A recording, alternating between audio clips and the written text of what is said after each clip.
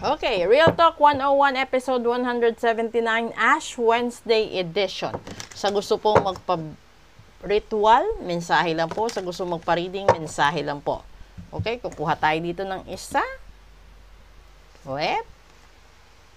Independence. You are being encouraged to develop a balance between independence and time of your togetherness. This is also indicates that you would greatly benefit from a profound journey or of self-discovery and learn to enjoy and spend with yourself, diba? Kasi minsan masyado tayong nakatali sa trabaho. Natatakot tayong umabsent baka hindi tayo ma-promote, natatakot tayong umabsent baka hindi tayo makakuha ng quota incentives. Pero minsan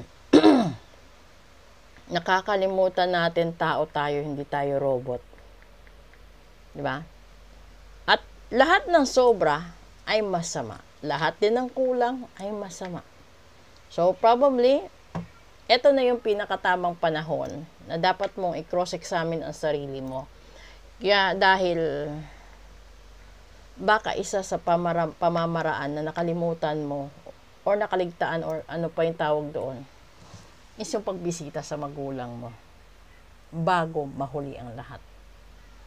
Kasi minsan, nag-i-enjoy tayo sa barkada, ganito, ganyan, diba? Trabaho dito, sideline doon, negosyo dito, negosyo doon, outing dito, party doon, hanggang sa makatanggap ka na lang ng balita na wala na pala magulang mo.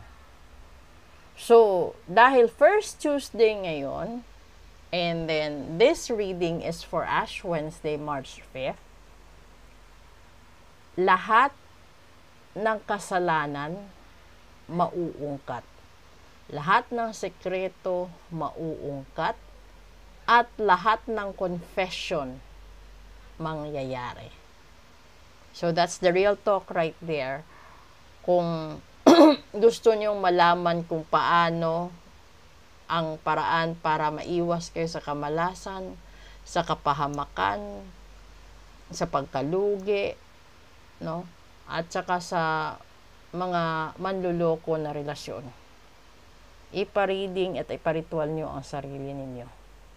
Kung gusto nyo rin, ipa-reading ang magulang nyo para alam nyo kung ano yung nangyayari sa kalusugan nila, kung ano yung sitwasyon nila. Kasi, ang hindi mo kasi alam minsan, yung mga taong nagiging caretaker ng magulang ninyo,